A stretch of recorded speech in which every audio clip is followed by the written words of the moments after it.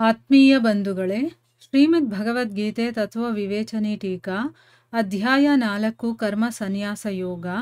ಇದರಿಂದ ಇವತ್ತು 3ನೇ ಶ್ಲೋಕವನ್ನು ತಿಳ್ಕೊಳ್ಳೋಣ. ಶ್ಲೋಕ 3. ಸ ಏವಾಯಂ ಮಯಾ ತೇದ್ಯ ಯೋಗ ಪ್ರೋಕ್ತ ಪುರಾತನಃ ಭಕ್ತೋಸಿ ಮೇ ಸಖಾ ಚೇತಿ ರಹಸ್ಯಂ ಹೇತದುತ್ತಮಂ.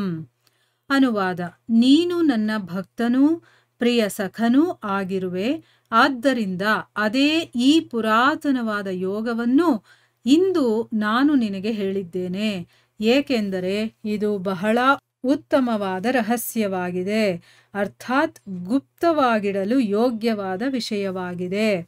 ಇದು ಶ್ಲೋಕ ಮತ್ತು ಅದರ ಅನುವಾದ. ಈಗ ನಾವು ಇದರ ಅರ್ಥವನ್ನು ತಿಳ್ಕೊಳ್ಳೋದಕ್ಕೆ ಪ್ರಯತ್ನ ಮಾಡೋಣ.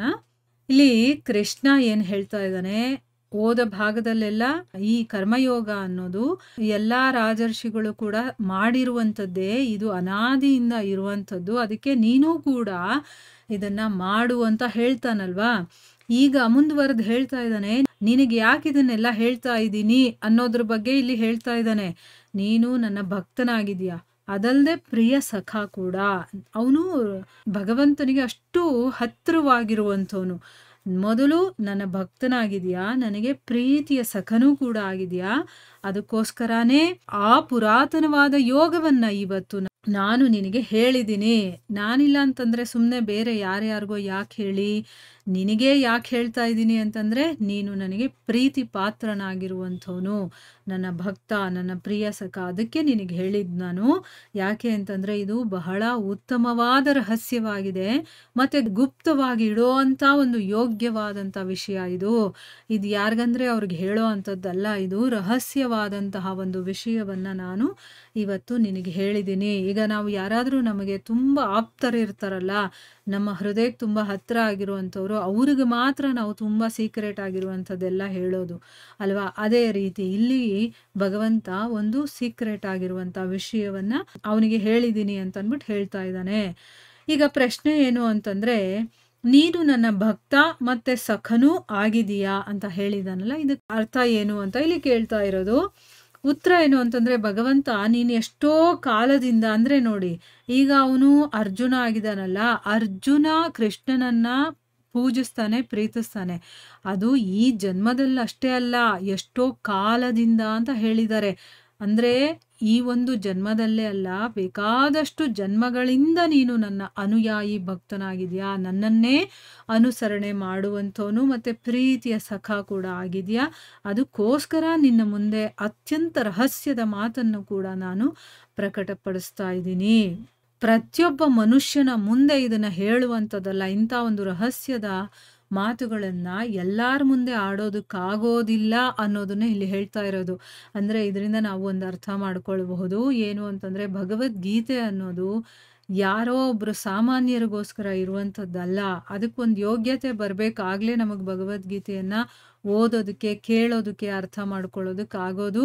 ಅದು ಒಂದು ರಹಸ್ಯದಿಂದ ಕೂಡಿರುವಂಥ ಒಂದು ಗ್ರಂಥ. ಅದು ಅದರಲ್ಲಿರುವಂಥ ವಿಷಯಗಳೆಲ್ಲ ರಹಸ್ಯವಾಗಿರುವಂಥದ್ದು. ಅದರ ಗೂಢಾರ್ಥಗಳೇನಿದೆಯೋ ಅದನ್ನು ತಿಳ್ಕೊಳ್ಳುವಷ್ಟು ನಮಗೆ ಯೋಗ್ಯತೆ ಬರಬೇಕಾಗ್ಲೇ ನಮ್ಗೆ ಅದು ಅರ್ಥ ಆಗೋದು.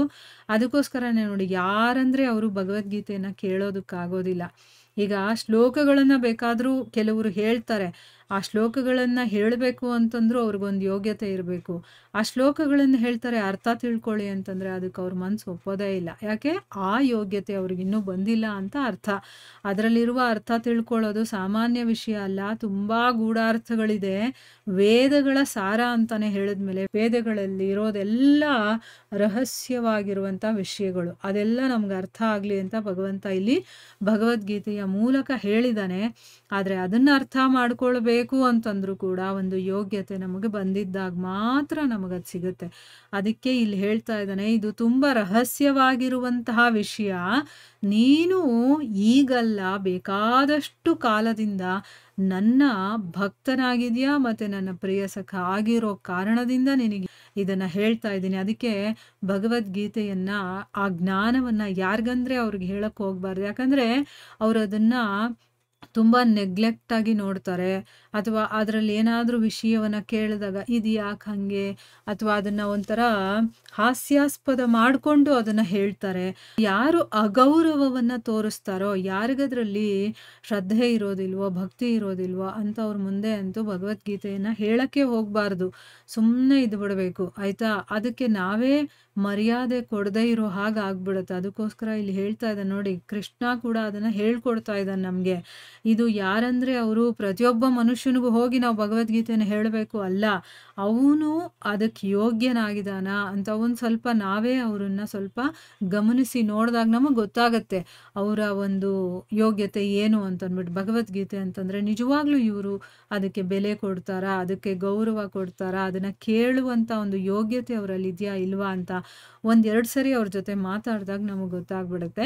ಅದನ್ನು ತಿಳ್ಕೊಂಡು ಆಮೇಲೆ ಅವರಿಗೆ ಹೇಳಬೇಕು, ಇಲ್ಲ ಅಥವಾ ಬಿಡಬೇಕು, ಆ ರೀತಿ ಮಾಡಬೇಕು. ಇಲ್ಲಿ ಕೃಷ್ಣ ಅರ್ಜುನನಿಗೆ ಹೇಳ್ತಾ ಇದ್ದಾನೆ, ಯಾಕೆ ಅವನಲ್ಲಿ ಆ ಯೋಗ್ಯತೆ ಇದೆ. ಯಾಕೆ ಈ ಭಗವದ್ಗೀತೆ ಅನ್ನೋದು ಅತ್ಯಂತ ರಹಸ್ಯದ ಮಾತು, ಅದಕ್ಕೋಸ್ಕರ ನಿನ್ನ ಮುಂದೆ ನಾನು ಹೇಳ್ತಾ ಇದ್ದೀನಿ ಅಂತ ಅಂದ್ಬಿಟ್ಟು ಇಲ್ಲಿ ಉತ್ತರವನ್ನು ಕೊಡ್ತಾ ಇದ್ದಾನೆ. ಇಲ್ಲಿಗೆ ನಾವು ನಿಲ್ಲಿಸೋಣ. ಹರೇ ಕೃಷ್ಣ.